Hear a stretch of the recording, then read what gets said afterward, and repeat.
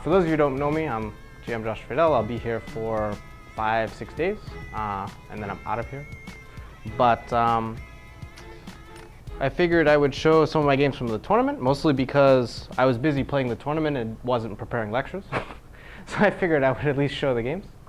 But okay, so this was a game against Gareev. At this point, I was winless. I lost my first game, kind of unfortunate fashion, and then I drew, I think, 3 or 4 games in a row. So I was kind of itching for a win. I didn't know if I would get it, but so again, I mean, this guy kind of plays a lot of openings, different stuff. I didn't really know what to expect, so I decided to start with knight f3, which is a kind of a move. If you want to play quietly, this is a nice move to start with. And it's a little tricky, as I was explaining earlier, because black doesn't really know what pawn you're going to put in the center. Oftentimes I'll play this pawn next, sometimes I'll play this one next, and once in a while I'll play this one. So black doesn't really know how you're going to try to control the center, what you're going to do. Maybe I'll even just fianchetto next. So in this game, he plays this move, which is, of course, perfectly fine. But the question is, which pawn do I choose now? Any guesses? Not like one is much better than the other, but yeah. I actually played e4, only e4, for a number of years. I actually only switched to other moves maybe in the last few years. So, but the thing is, these days I don't play it as much. So it was actually a little bit of a surprise, probably, to my opponent that I put my pawn here now. But okay, he just continues developing. Played this move. I played d4. If you played c5 on move 2, would it have come in handy that Perlstein was your second? Maybe. Although he didn't show me accelerated dragon, so not as much. Yes, incidentally, there are always transpositions. Had he played here, we're in a Sicilian now, accelerated dragon with g6, right? So there's knight f3 is a very tricky move because it can transpose to many different setups, many different openings. But as I was explaining earlier in the beginner lecture, as it's called, it actually, you probably won't get in too much trouble if you control the center and develop your pieces and get castled. For the most part, it's hard to get in trouble if you do all those things. So again, so I'm controlling the center. d6. So, okay, I want to develop. So how I like to play. But okay, so I'm playing, again, as someone, now a normal person probably would play what move? Most of the time. Knight c6. Knight c6, maybe. I mean, you have to watch out for the knight getting attacked. e5. But I don't know about e5. If he plays e5, I might take and then trade queens, put his king on d8. Oh, I guess. I mean, it's probably a little uncomfortable for black. Yeah. Develop his piece, prepare to castle. I'd probably play here, prepare to castle. Normal game, right? But okay, I'm playing Gareev, so he plays a6. Now, is there anything horribly wrong with this move? No. But what does it not do? One of the things I like to tell my students, and I kind of like to emphasize it, is that no matter what openings you're playing or what you're doing, you want to follow at least general opening principles a little bit. So develop your pieces, control the center. Regardless, I don't care if you're playing some gambit. You want to get your pieces out, you still want to control the center. It doesn't matter what you're playing. So if you have specific knowledge and you like some system where you don't do this, okay. But for the most part, if you do this, you will almost never get in trouble. I'd say 9 times out of 10, you'll be perfectly good. Maybe more. If you don't do these things, even half the time, you might end up busted out of the opening. And it's never pleasant. You want to play a chess game, right? But okay, so he plays a6. So again, follow some principles. What am I going to play? I have several fine moves here, so don't feel like you have to find one in particular. Bishop c4 looks okay. I didn't like it because at some point he might play b5 and attack my bishop with tempo, right? But probably not a terrible move.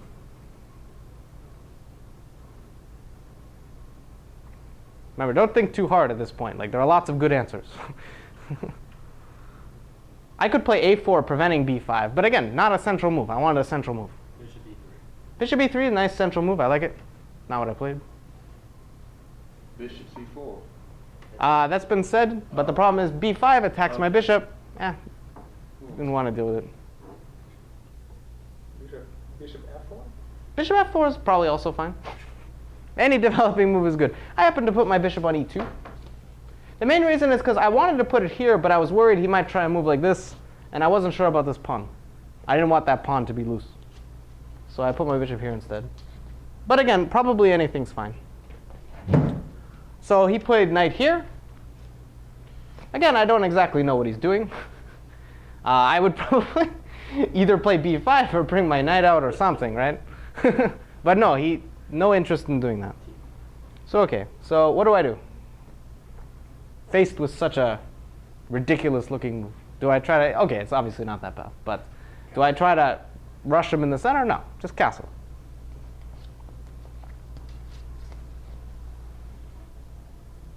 So he plays a real fighting move. Just kidding. So now I have, again, many options. a4 is perfectly fine. Maybe it's even the simplest option, but OK. I didn't want to push any pawns. I just wanted to develop my pieces and control the center. But here I have a particularly nice option because I can actually develop a piece with tempo. Yeah. I always look for moves which are tempo moves. Pretty much any GM you ask will always look for them. So the nice thing about this move is it kind of makes black decide what he wants to do with all these pieces. Like, is he going to put his knight here? Is he going to put it here? What's he going to do? It makes him make this decision. And I'm putting the bishop on a nice square. So it's kind of a nice move. So he puts his knight here. He's going to do a setup which is actually called the hippo. Not even joking. Which is where he puts the knights here and pawn here and bishop here. So I played queen up, which is a pretty standard move. Not necessary. I mean, I could have played a4 here as well, which is always a fine move just to control his queen side. But OK, nothing wrong with queen d2. So he plays h6. He could castle, but then the problem is he can never, ever kick my bishop away. And I might trade off his bishop and then try to attack him. So he didn't really want that. So he plays here. So I go back here. So why would I go back here, by the way? Kind of an interesting question. I want to prevent him from doing what? Pushing his pawns on your king side. If he wants to push his pawns on the king side, feel free. He doesn't have much development, and he has no pieces that can come over here. The nice thing about controlling the center is that it's hard for your opponent to actually activate their pieces. So if he wants to try to shove these pawns, he can feel free. But I mean, how is he going to get his pieces out, right? So I wasn't afraid of that. But I didn't want him to play a nice developing move. What's a nice developing move? Usually the conclusion of your development. Castle. Why can't he castle now? All right, someone's awake. Good. So bishop will take here. So now he just can't castle. So what's he going to do? So he actually played knight here. So he has a mini threat, I'd say, mini threat. Not anything hugely bad, but something I'd rather not allow.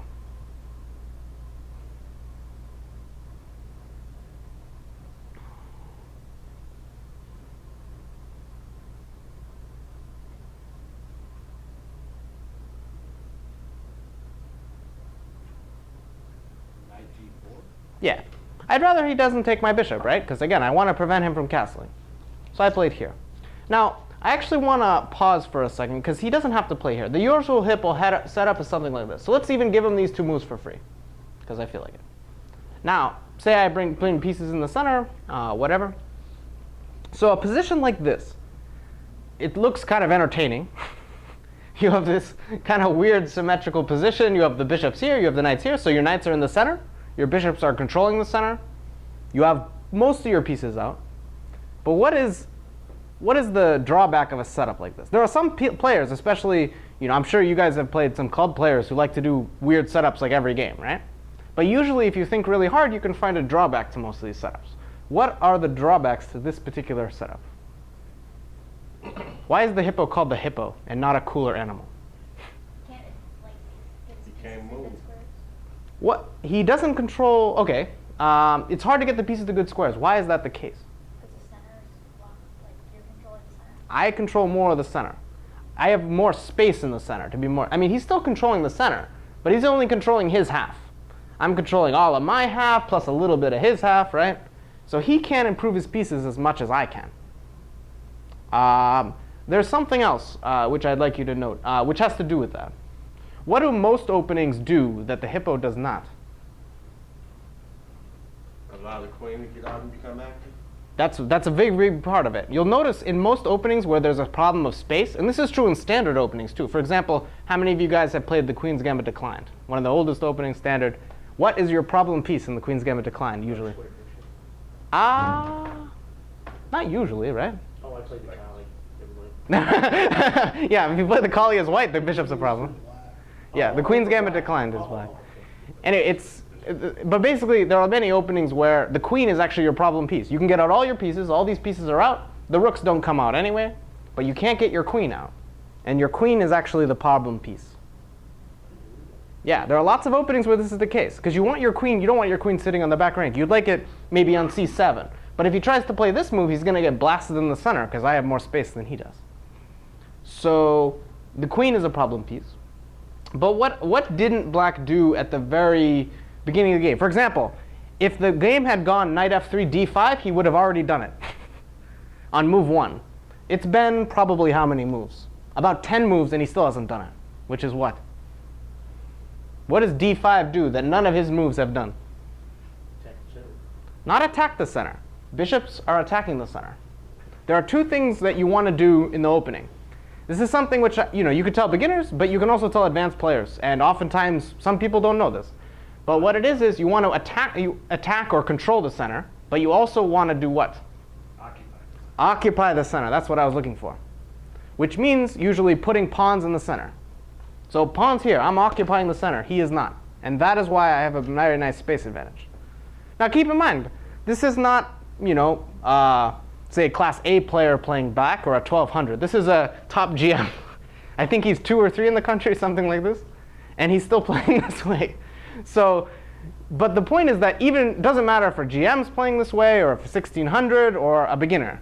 There are always drawbacks. Now, does it mean he's going to roll over and die? No.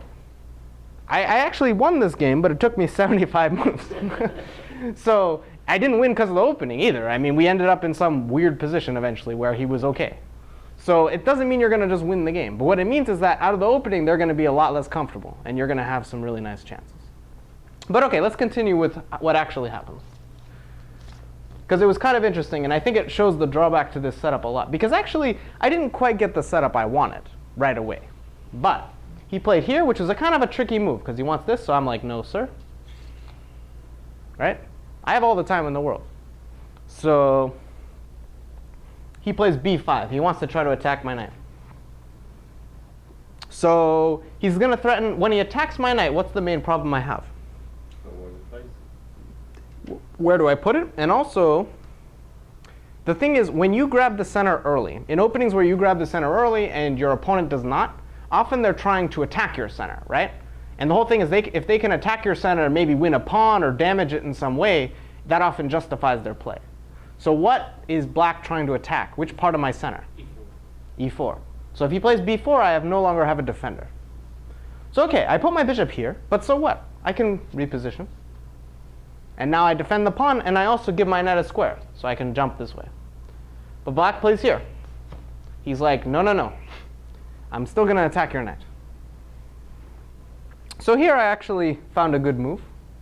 I'm talking like it's a rare thing, and sometimes it is. But I think this was actually a very good move. So I could play a move like a3, but a little lame. So what other moves do I have to prevent b4? B4. All right. You're 2 for 2. So why is this move? Why do I like this move, other than the fact I played it? I don't usually always like the moves I play, but in this case. When we were doing live commentary, Yeah? Hess really liked that move. Who did? Robert Hess. Oh, yeah. He really liked it. I think it's a good move. Yeah. He agrees. All right.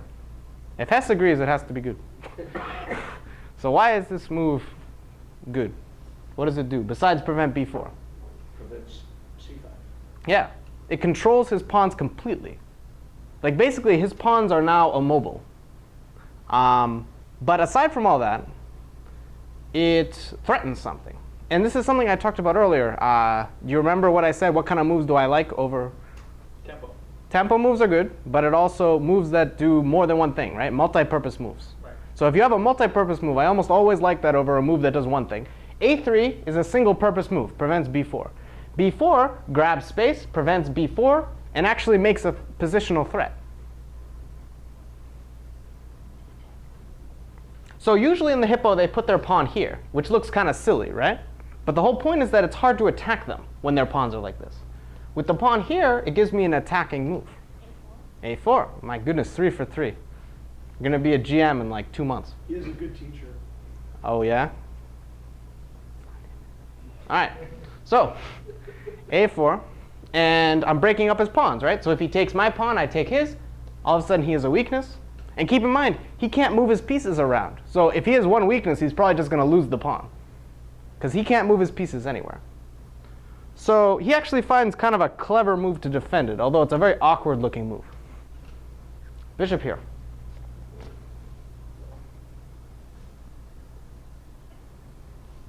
So what's he up to? Why can't I play A4? Or maybe I can. Who knows? Did I play A4? How many of you want to play A4 still? How many of you don't? I knew it. All right. Why not A4? E4 gets weak. How? So A4, pawn takes, knight takes, then something takes. Exactly. Timur, I mean, the guy is a little crazy, but he's a tricky guy. He has a purpose. There's something he wants to do. So the bishop looks kind of ridiculous here, but at least he's defending. But there's something which, if your opponent ever plays the hippo or some opening where they don't grab lots of space, they don't really fight for the center, there's something which you have to remember. If you can remember this, you can play these positions super well. I actually know well because I grew up in New England, and one of the main, one of the strongest players there was this GM called Alexander Ivanov, and he would play setups like this, not the hippo, but setups like this all the time. And often I would rush at him, I'd try to checkmate him, I'd do something, and my center would get destroyed, his pieces would come flying at me, and I'd lose. This happened to me many times. But eventually what I learned, and once I learned this, he started playing normal openings, is that you take your time. You're never in a rush, because you have more space, and you have more improving moves than your opponent does. So what that means is you don't have to be in a rush. You know, there's no fire, nothing's happening. But what piece definitely can be improved? So where would you like it? C1. C1. Oh, your first wrong answer. Why did you want it on C1, by the way? Maybe you can move the knight and play C4 eventually. And how are you going to not make this hang? You said eventually, so I'll give you partial credit. But yeah, the problem I found with rook C1 was that I could never see how to move these pieces. That was my main problem in the position. But I played this move with the idea that one day I might play my bishop moves defending my pawn, and then I can move them, right? See what I mean? So I was thinking about moving my pieces at some point. If I could get my knight here and have this, I think black can safely resign. Because this is like, I mean, I have the center, I have no weaknesses, all my pieces are aiming at him. This would be great. But it's not so easy to get because my center is still... So even here I was being very cautious. Even though his setup looks ridiculous, doesn't mean I can take advantage right away. So I played rook e1. Queen d7. So I decided that he's controlling a4 enough now. I'm not going to play a4. So what improving move do you think I play now? It's a very slight improvement, but it does improve my position a little bit, maybe.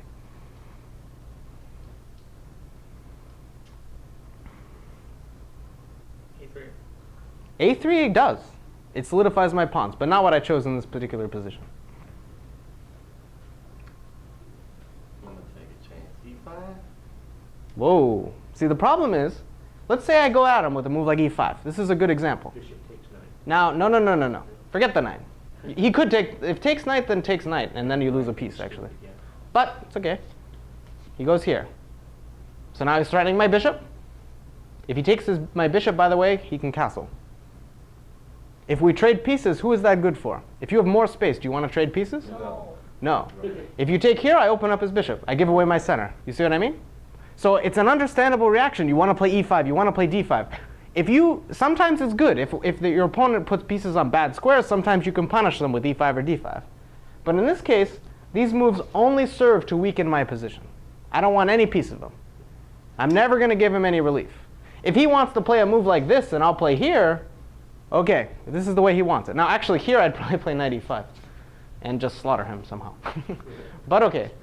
In previous positions, I could play e5, and he still has no room. See what I mean?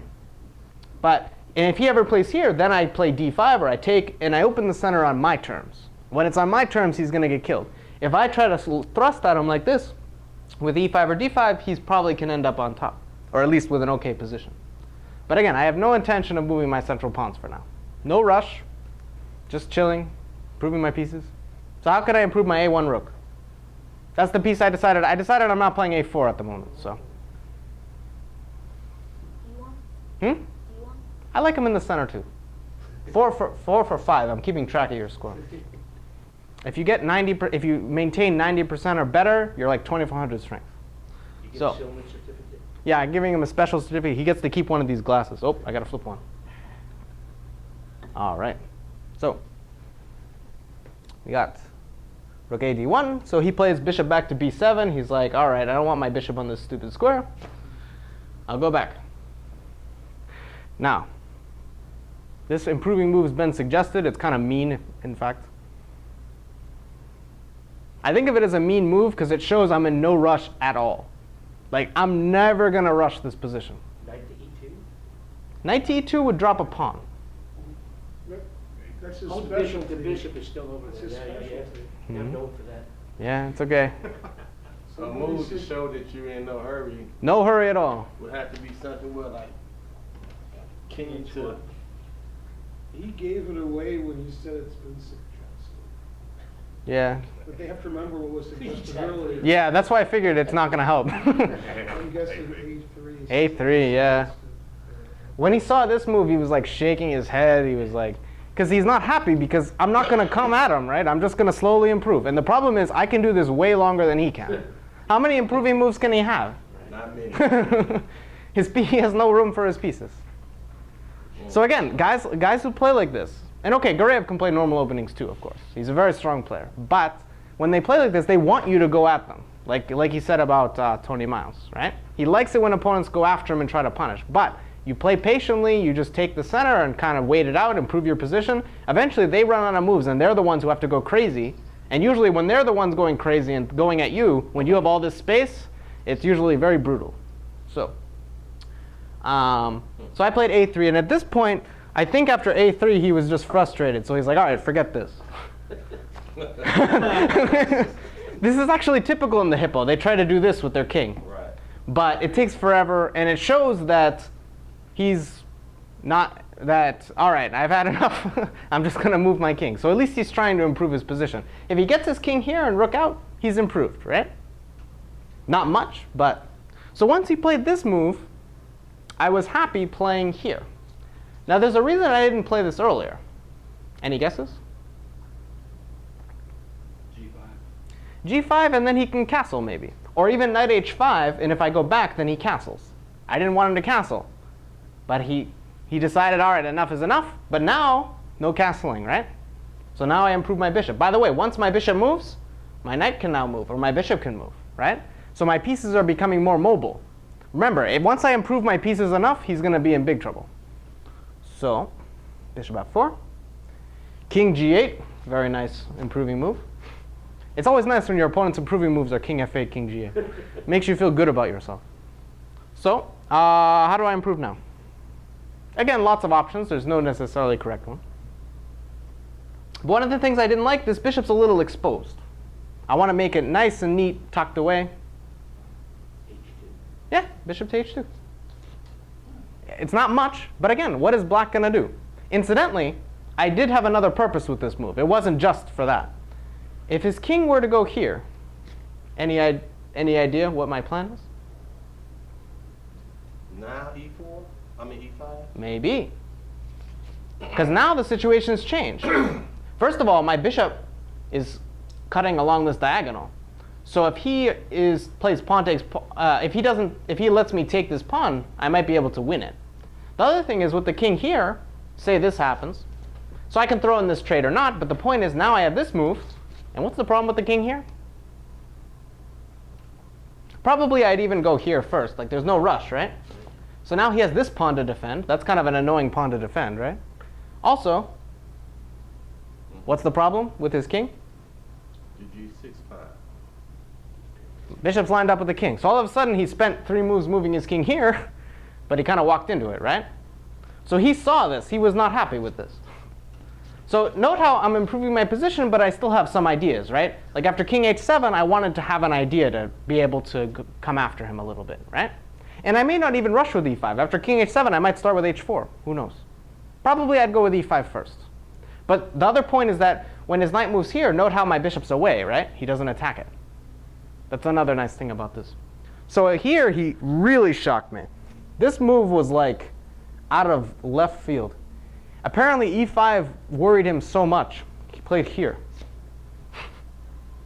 So I didn't know what to think of this one. But it's like he's just moving his piece away completely. So he moves a piece away from the center, and he blocks his king. But OK, he does prevent e5. So OK, when you see a move like this, again, there's the temptation. You want to just kill him. Like when I first saw this move, I'm like, OK, this has to be horrible. I'm just going to go at him. But then I realized, wait a second. There's still no rush. If this is his improving move, I do not have to hurry, right? But what's the piece that I always wanted to improve, which before I couldn't? You're not on c3. Yes. This piece is blocking me. It's making it so I can't defend this pawn. It's just annoying. So now I can move that knight, right? He took a piece away from the center. Almost always, when your opponent takes a piece away from the center, there are consequences. Once in a while, it's justified, of course. But here, I mean, OK, this move is not terrifying me, right? But now, there's no more pressure here. I can play knight e2. So here, black plays knight c8. And at this point, I was like, OK, I've had enough. I'm going to go at him. But it was the wrong time. I actually have a maneuver here which basically wins the game. Not wins the game as in I'm going to win right away, but as in his position's going to be in complete shambles and he'll have no counterplay whatsoever. So the key was I wanted to improve this knight, right? So I played h4 going at him. This move, maybe not the best. It gives him some counterplay. He actually gets back in the game a little bit. But I wanted to improve this knight. But the problem I had was if I go here, OK, it blocks my bishop. I'm not sure about it. If I go here, it blocks my bishop again. Kind of annoying, right? If my bishop were back here, it would actually be nice, because now I could just play here, right? But I didn't see a nice way to regroup my pieces. But there was one option which I just completely overlooked. And it was very strong. We'll take a chance. Uh-oh. C3? It's very risky. Be careful. Risky. No, it's not risky. Rook to c1? That's a chance, all right. Yeah. I want to improve my knight. How do you want to improve your knight? I want to improve my knight. And I took away all the options. So it's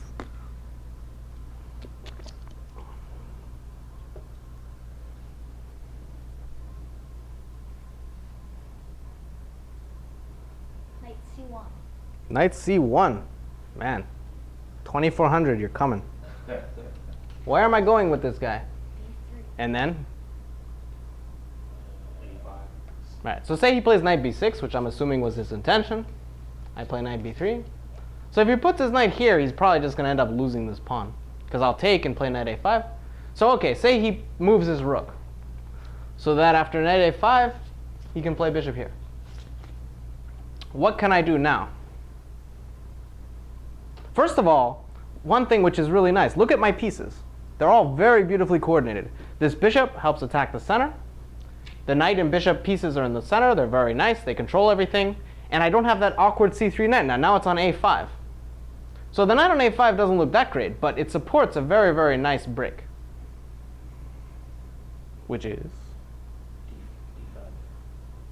d5. I don't think it supports d5. c4. Right.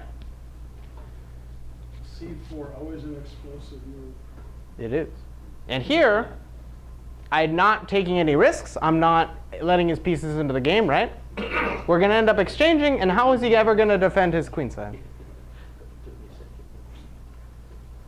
What you said? So here, once things like, say this happens, say pawn takes pawn, knight takes, bishop takes. So what's changed? We've traded some pieces, which technically is good for him, but he has some severe problems now. So my open c file. So the open C file, which could so I could target which pawn? All right, I gave that one away. How about this one? No, the one on the C file, yes. Now, what other pawn is potentially weak and is in fact attacked? A6. So he has two weaknesses, and how many do I have? Zippo. It's a pretty good situation, right?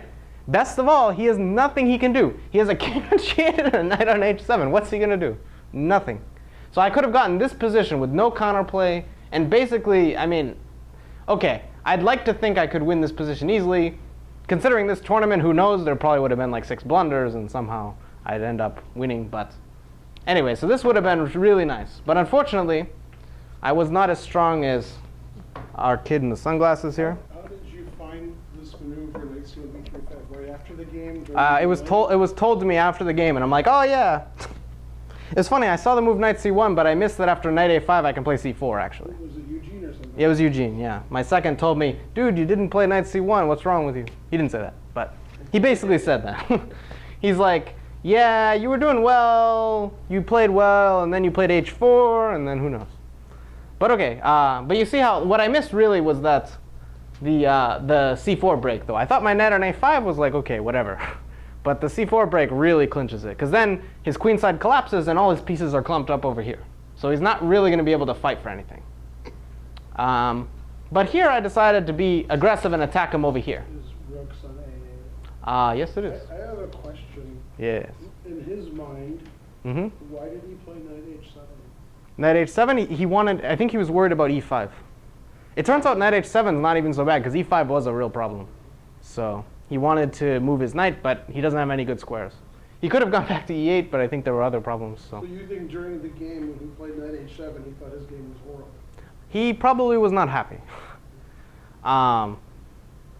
But yeah, I mean, I think that when he played this opening, he wasn't trying to just like, well, whatever, I'll play the hippo, see what happens. He was probably had in mind that, okay, I want some position. He didn't want to walk into any preparation I had, and he certainly didn't. I did not prepare for this variation, believe it or not.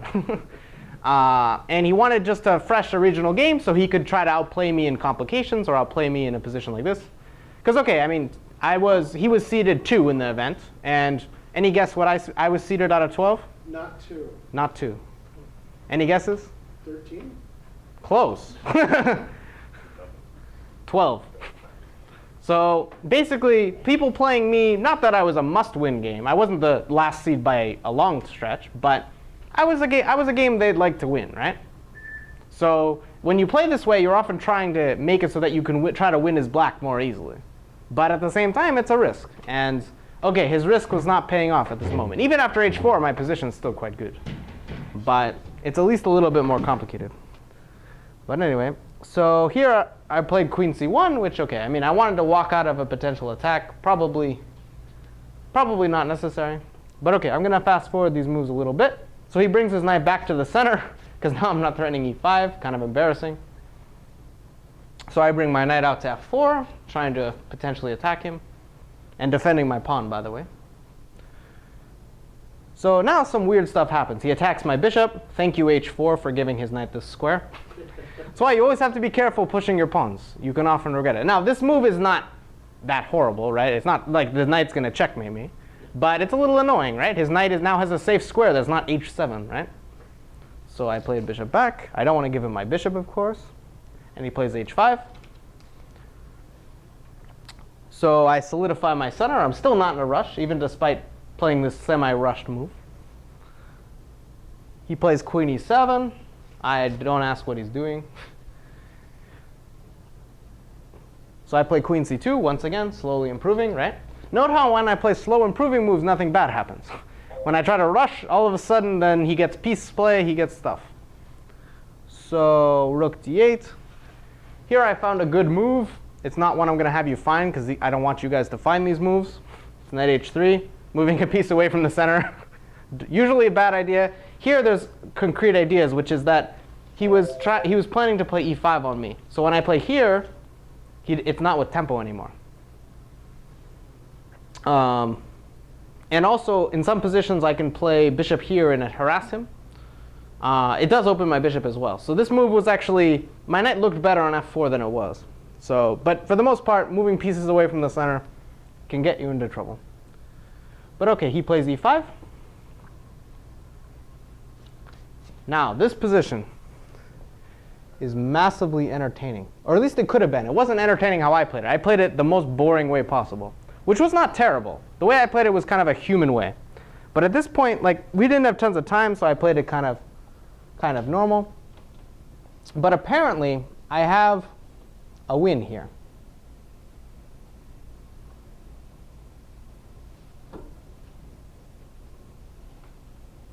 So, I could have played this move. I was looking at this move, but I was like, what happens if black takes my d4 pawn? You guys are going to tell me. Show me what I did not see.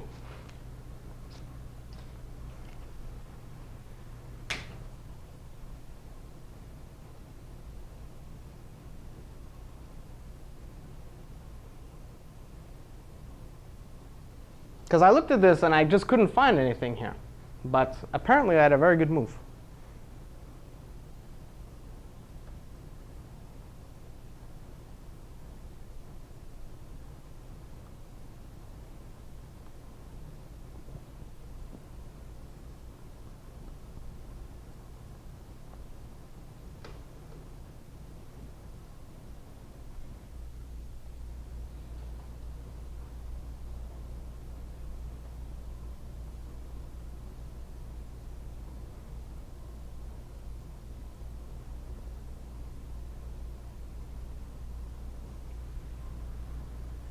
Rook c1?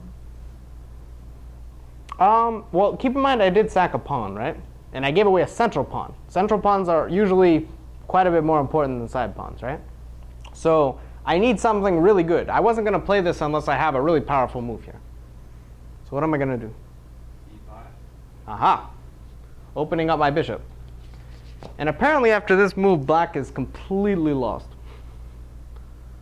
So, let's say, so for example, I could take with the bishop or the pawn. I think it's pretty similar. Let me just check. Again, this was told to me after the game. I haven't fully analyzed all my games yet.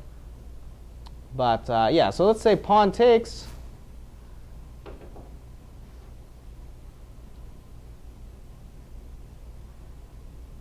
Ah, yeah, this is nasty. Ah, yeah, okay. So say pawn takes. What now?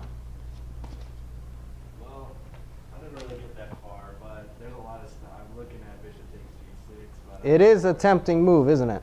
yeah. So I'd yeah. like to just I'd like to take on e5 and use the pin, but I need to get that bishop off the f pawn. So I don't know. Let's give it a shot. What could be the worst that happens? You're only giving away a piece. So king, pawn takes, queen takes. So if king f8, there's a very simple move, which is good. The fork. A fork. What's the fork? 96. That's a fork. That's a fork, but more importantly, There's no way out of the fork. more importantly, you're not going to win either the king or the rook. Nope. What are you going to win? Queen. The queen. So that's good. Apparently, bishop takes e5 is probably even a better move. And on that note, after queen blocks, what do you do?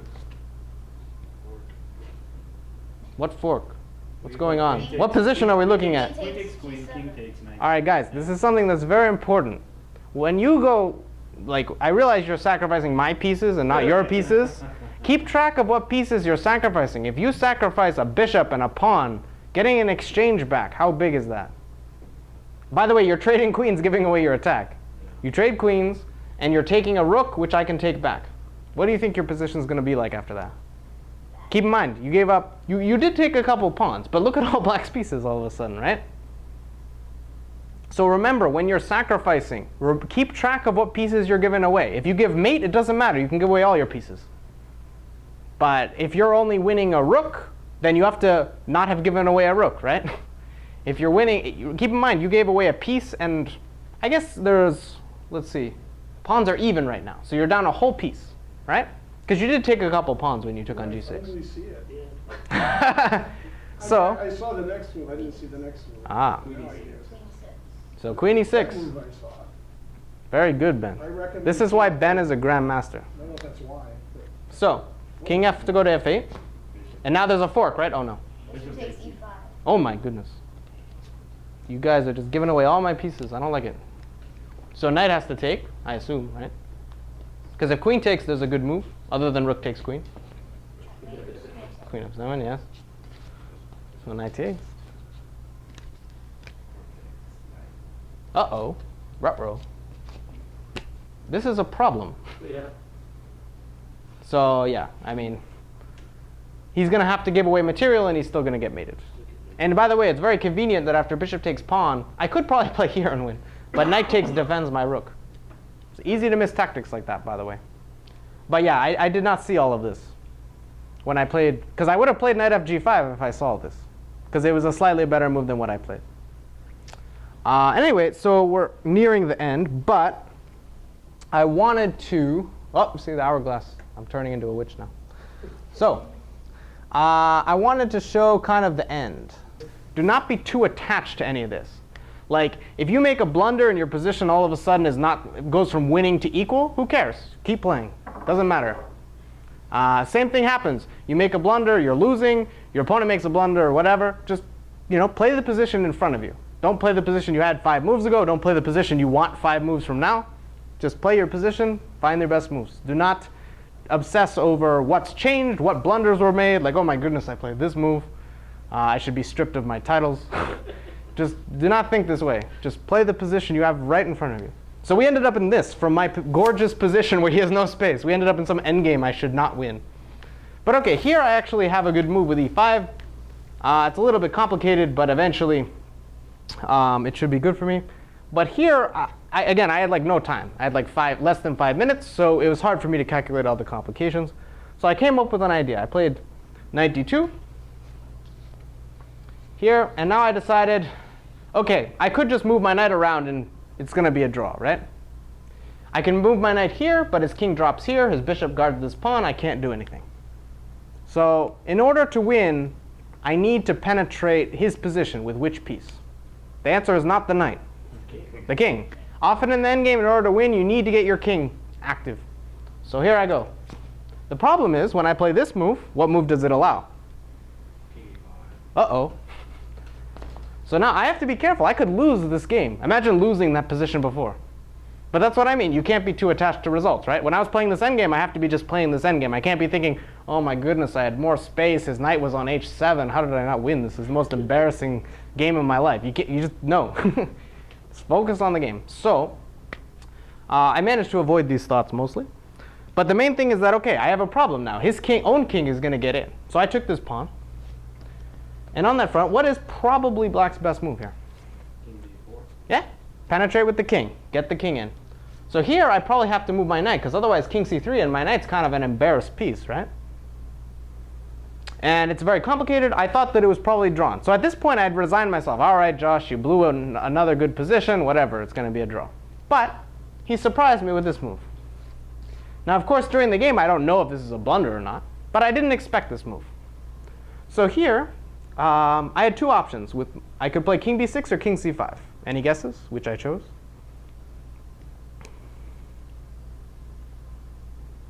I would guess king c5 because king b6 seems kind of pointless. I don't know about pointless. I mean, you're going after his pawn, right? That's just my guess. But yeah, I mean, I didn't want to allow king d4, right? But here he has other ideas. Like he can take and try to play king f4 and all this. But again, I wanted to keep his king out. And the other nice thing about this move is that in some positions I can threaten to play here, cutting off his bishop, and then play b5. Because remember, if he can't take the pawn with the bishop, he has to take with the pawn. What has he done for me? That passed a pawn, right? That's what I'm going to win the game with, the a pawn. But here, I thought he'd take for sure and play king here. But he surprised me again with this move, g4. So potentially this could be a nasty move if his king gets in here. But he missed my next move. And after my next move, he's basically done for. But it's not an obvious move. Look at this Yeah, guy. he actually didn't know that either. He figured it out. So why knight b1? What are you putting your knight on the back rank for? I'm going knight c3. Oh, you have an idea. Again, a move that normally you don't want to do, but you have an idea. Knight c3. Once knight c3, you're not only defending your pawn, you're threatening this, which is what's important, right? Yeah, you're good. You're like 25, 60. So, Can I have lessons? so if knight c3, then like say black just passes. I don't know how you're going to pass in a position like this. But say you play here and I go knight c3. Now I'm just going to play b5 and then queen my pawn. You're going to have no chance, right? he could have played bishop b5 here, bishop here, but okay, I mean, he does not have much of a chance in drawing this endgame, right? I mean, his bishop is just not good enough. So he took my pawn. It's okay, I got it. But what's the problem with this? I fork him. King f3, and now I do what? It's not a trick question. Thank you. So his king has to move away. He doesn't get to take anything. So he took. He can go closer, but it doesn't really matter. And now, yep. And he actually played on for a few moves. King f3, a7, takes, queen. Yay. Bishop would be not a good move. King here. Now, do I take this pawn? Yep. Nah. One of the things is this is kind of minor. Like in this position, you can probably win doing whatever you want. He just doesn't have enough for the queen. But often pawns like this are just irrelevant. As long as my king gets close to his king and my queen gets close to his king, he has no chance, right? I just want to make sure he doesn't queen his g-pawn. So I just play closer. He's not going to hurt me with this one pawn. Not when I have an extra queen. Extra queens are amazing. If you can get an extra queen, I highly recommend it. You can do lots of things when you have an extra queen. So he played here, and I gave a couple checks. So I checked here.